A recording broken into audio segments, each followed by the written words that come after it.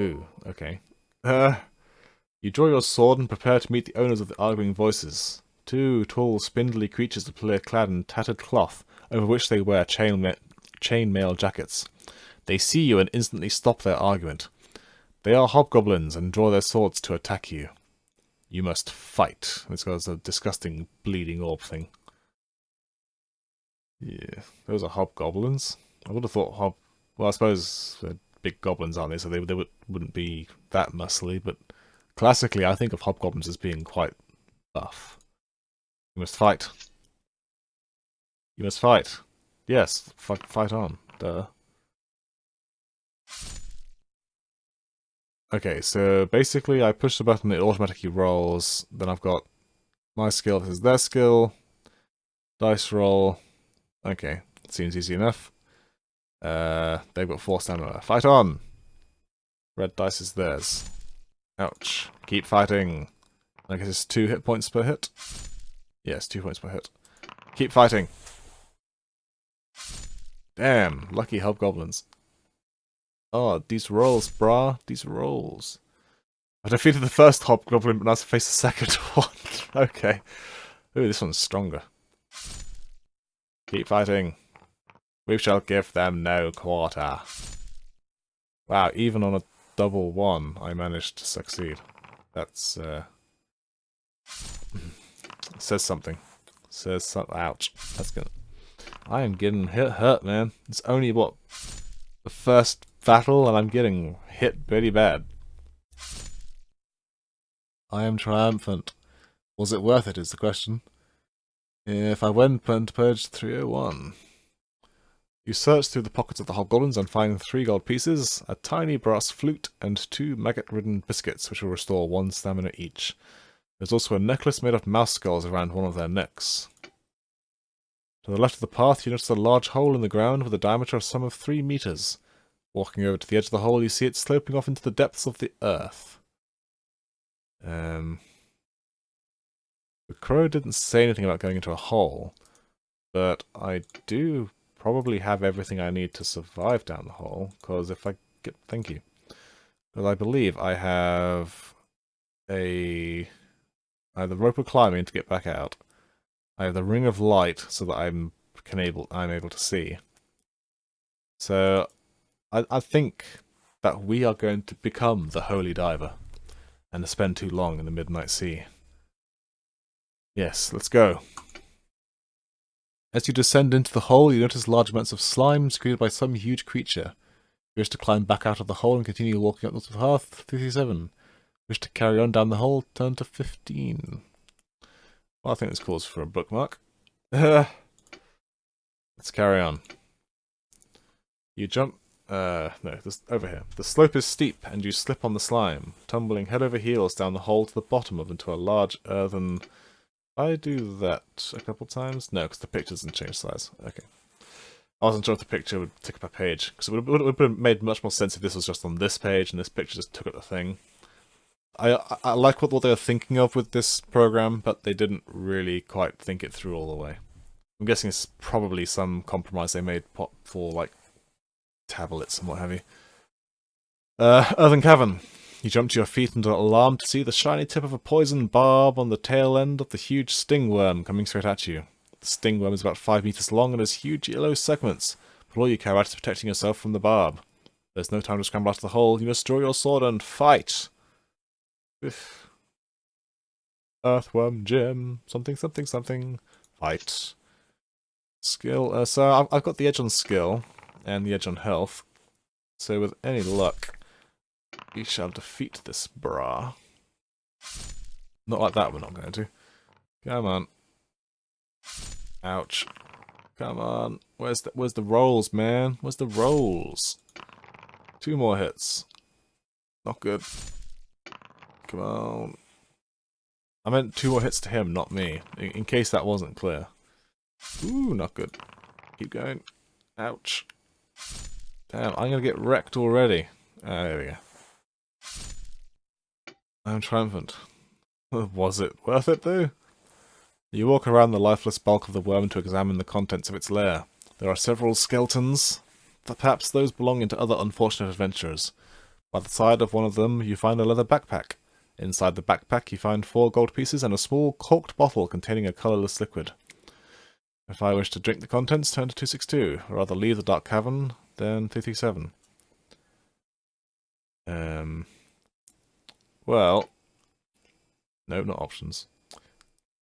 Seriously, options should be in the top right-hand corner.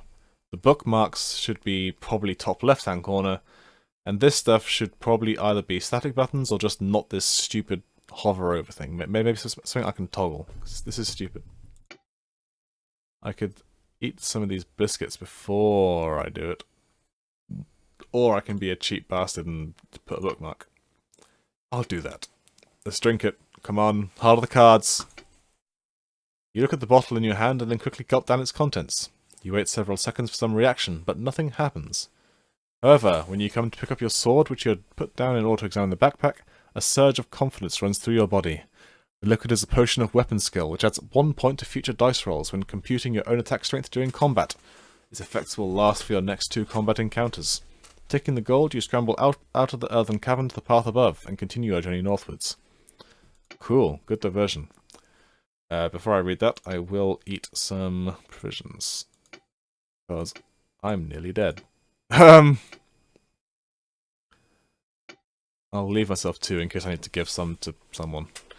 At last the trees begin to thin out and shafts of sunlight beam down through the gaps on either side of the path. As the path widens, you see a large cave entrance set a few yards back on the right. Man, we have to check everything out, you know. Not everything's going to be pointful, but we've definitely got to check stuff out. And hell, look at it, we're almost halfway through, right? Let's go in. Ooh. Slowly you appear into the cave and see the huge shape of an ogre walking slowly over to a wicker cage with a bowl of water in his great hand. He is dressed in animal furs and carries a stone club on his belt. There appears to be a small creature jumping around inside the cage.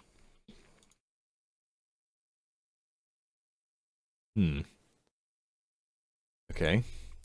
Pick up a rock and throw it at the ogre, rush in and attack the ogre, leave the cave and continue up the path. This is probably where that potion of missile accuracy would come in handy. I'm not sure I want to attack the ogre. And can't we talk to the ogre? He's a civil ogre. I mean, it's probably his cave, and he's just having this dinner guest over. Perfectly reasonable. God, I know I said I wasn't going to bookmark tons of stuff, but I want to know what's going to happen. So yeah, I've got lots of fingers, right? I think ideally we'll try and rescue whatever's in the cage, but if it's his pet, I don't know.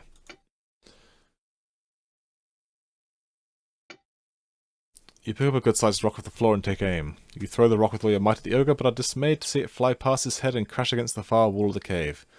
You curse, but decide nevertheless to rush into the cave to attack the ogre. You draw your sword as you enter the cave. The ogre throws down the wooden bowl and lifts the large stone club from his belt. He grunts and lopes toward you. Prepare for battle. Ooh. Same health. I have the edge on skill. But rolls like that means this is going to be a very short battle. Ouch. That's not good. That's not good at all. That's better. Starting to bring it back now. Come on. Where's the rolls? Where's the rolls? Come on. Excellent, excellent. Take him down. Take him down. I wonder if they have critical strikes if you roll 2 6s. Was that a thing? I can't remember. I'm fairly certain that was a thing in some fighting fantasy books. Alright, yes, we got this. Good night, ogre. Let's see what we get. I win. As the ogre slumps to the ground, the creature in the cage jumps around even more frantically than before.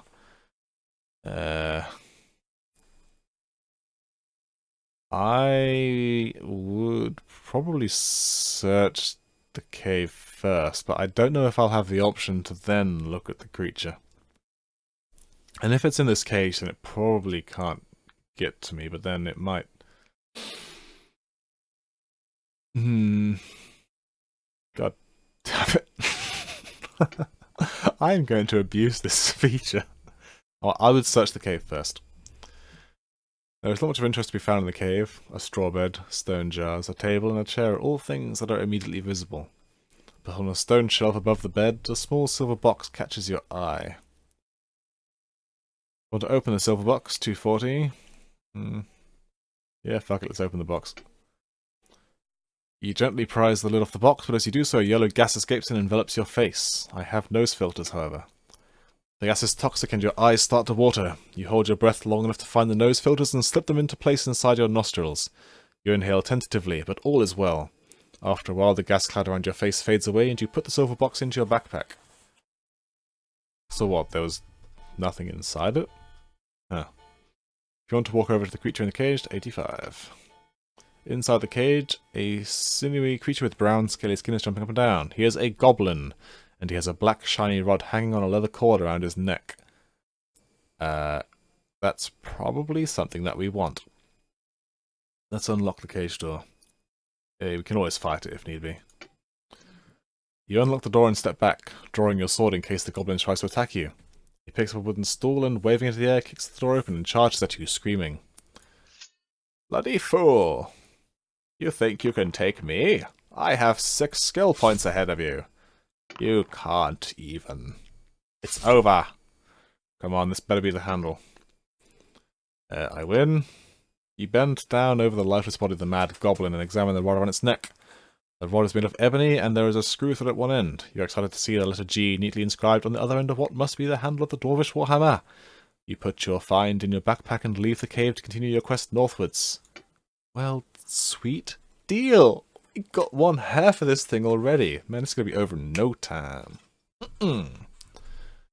Walking along the path, you do not notice a rope noose hidden beneath some fallen leaves ahead of you.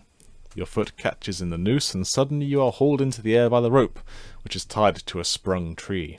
In a second, you are hanging upside down, suspended by your trapped foot. Test your luck. If I'm lucky, my sword remains in its scabbard, and you're able to cut yourself free from the man-trap. If I'm unlucky, then I dangle helplessly. Well, let's test our luck. I think it's equal or lower, isn't it? But I'm lucky, so... Lucky Luke. Be lucky in a test... Oh, it's an achievement. Okay. Chivos! You get to your feet and curse, brushing the dirt from your clothes with your hands. You are tempted to wait around to discover who set the trap, but decide against it. Good job, bro. To continue northwards, turn to 274. I shall. You notice a knotted vine hanging down to the ground from a tree on your left. You look up and see a roughly made treehouse amid the branches. Want to climb up the tree to the treehouse, turn to 195. No, not... Why do I keep clicking options? Damn it. Let's see. I've got the rope of climbing. I've got the armband of things. Yeah, I can't see how this can go too wrong. Let's go. Up the vine. You've reached the top of the vine and scramble onto a wooden platform. A sheet made from leaves and ferns covers the entrance to a small covered living area. As you approach, the sheet is thrown back, and from behind it steps a large and hairy ape-like creature wearing only an animal hide loincloth. He is holding a large bone in his right hand and grunts at you. He is an ape man! I may draw my sword and attack him, or jump off the platform to the ground 5 meters below. 5 meters is a bit far, and I don't have any sort of... No, boots of leaping wouldn't count here. So I think I'm going to have to fight him. I'll just chomp one of those down. Let's go. Bring it on, ape man. The ape man is very agile around the tree, and you have difficulty brandishing your sword. You lose 2 from your attack strength during each round of combat. I still have the edge at +1, but this could go very badly. Fight on! Alright, a good first hit. Keep going. I think that's good for me. Yes, just. So what? He needs... this is not really set, is it? Oh, that's going to be a hit bad for me. Ouch. Come on. Oh, lucky bastard. Is that a critical hit? No, just a normal hit. Okay, cool. Oh, not cool. Not cool. Come on. This monkey's getting lucky. This monkey isn't going to take me down yet. One more. Oh no, monkey! Oh, monkey. So I am killed. You are dead. You have been beaten by the Darkwood Forest. The Forest of Doom! So that literally just takes you back to the beginning. So what happens if I press play? Use last bookmark. Oh god, I go all the way back here. Okay. I've got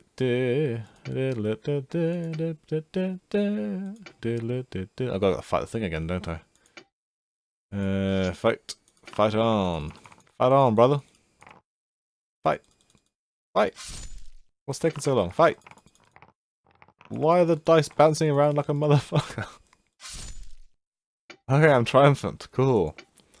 Do that. Test your luck. Sometimes lucky. Cool. Slice, slice. Continue northward. Climb up the vines to treehouse. Draw your sword and attack. Bookmark. Fight. Because this is how you play fighting fantasy books.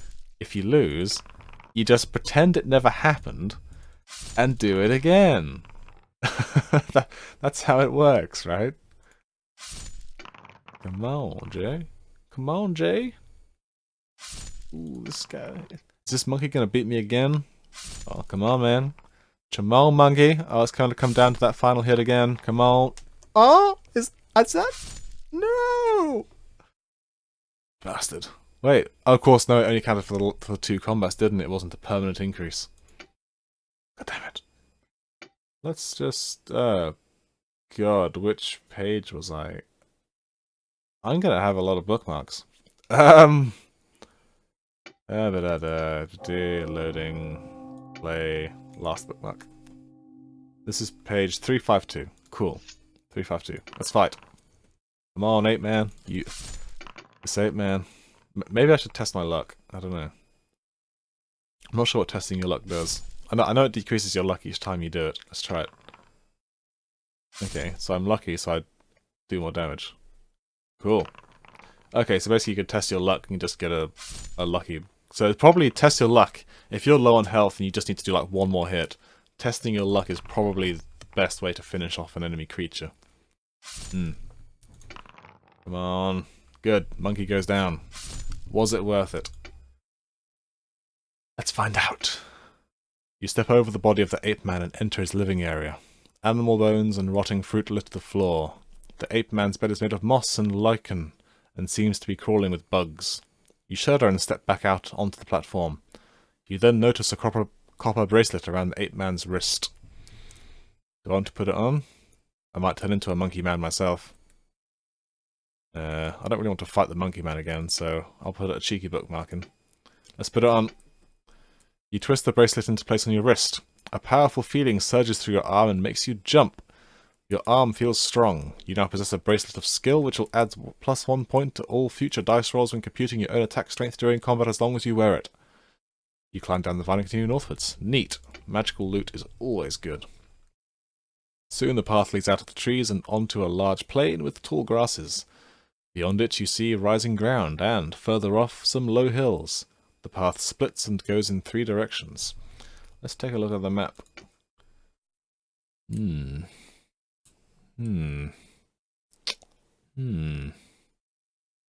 Well, if the goblins went in 2 different directions, then I'd probably get the second piece somewhere around here. So I should probably continue north, because that's what the raven said to do as well. Yeah. The path cuts through the grass, which is about waist height. Although your visibility is good, you feel uneasy about any creatures which may be stalking you to either side.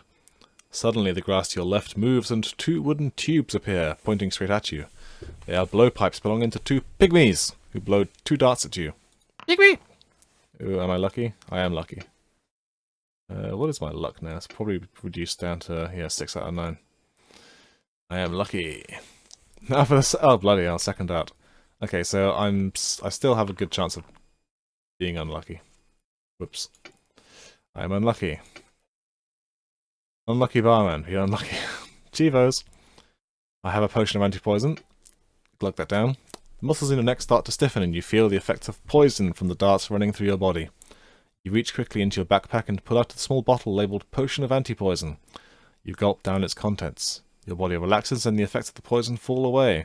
On seeing this, the pygmies turn and run off into the grass. I'm not going to go after them. I'm not here for pygmies, I'm here for goblins. I'm going to go get a drink. I'll be back in a sec. As the path proceeds northwards, the grass becomes shorter and the ground starts to rise gently. Ahead you can hear the sound of flowing water. However, much more ominous, you also hear another sound above you in the sky, a loud buzzing noise. Suddenly, a large swarm of bees! Each bee, some 10 centimeters long, is hovering directly above you. Good thing I bought that potion of insect control. Glug glug. As you reach into your backpack, you realize with horror that the large buzzing insects above you are killer bees! You grab the bottle marked Potion of Insect Control and gulp down its contents. The killer bees dive down to attack you, but they are suddenly repelled as though they have hit an invisible screen. They hover all around you, buzzing loudly, but do not sting. With new heart, you draw your sword and swing it through the air. You catch one of the killer bees and it falls to the ground. You step on it with your leather sandal. Ha ha! Take that, bee! I have felled the ferocious bee. Good job, bro. Not like we have that magical potion so that you didn't have to kill a bee. Get it? Killer bee? Whatever. Continue northwards. So this will be the river that goes right through the middle of the wood, as per the map we got from the dwarf. You soon reach the bank of a gently flowing river. You see that the path continues north over the river via a rickety old wooden bridge. If you wish to cross the river by the bridge, turn to 65. If you do not want to trust the bridge and would rather swim across the river holding your backpack out of the water to keep the contents dry, turn to 75. I will take the bridge, please, Bob. The bridge is in terrible state of repair, but you managed to cross it safely. Bam! Not even need to test my luck. You are at the foot of some hills and it is getting darker as night closes in. You pitch camp behind some rocks to the left of the path and settle down to sleep with your sword by your side. This sounds like a terrible idea, sleeping in the middle of a creepy wood. You have been asleep for about an hour when a terrifying howl wakes you with a start. You put new wood on the glowing embers of the fire and urge it back into life. You notice that there is a full moon in the sky. With your back to the rocks and the fire in front of you, you stand and wait with sword drawn. Soon you are aware of being watched. It always feels like somebody's watching me. Then you see 3 pairs of eyes ahead of you, glowing red by the light of the fire. Another howl pierces the night air, followed by deep growls. Slowly the 3 pairs of eyes advance towards you. From out of the shadows step 3 wolves ready to leap on you. They attack you one at a time, because wolves are good like that. Because, you know, wolves, pack creatures, typically attack in packs. I'll probably should have taken that potion of stamina. I was going to be like, oh yeah, if I die, I'll just load, right? Yeah, brah, dude. I'm just going to do that.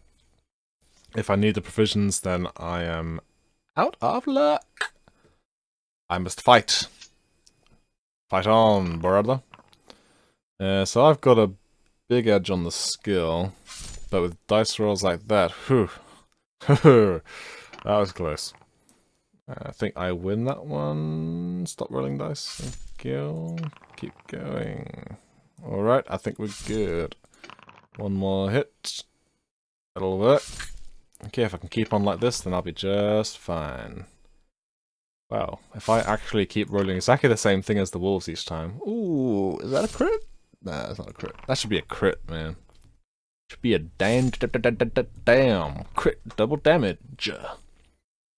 Which should work both ways, of course. Now it's time for the 3rd wolf. Oh man, I am the wolf slayer, but this wolf is tougher than all the other ones. Bloody hell, look at the health it's got. Phew, draw. Oh, mo. Okay. Come on. Fighting the great grey wolf. Yeah, this is actually going amazingly well.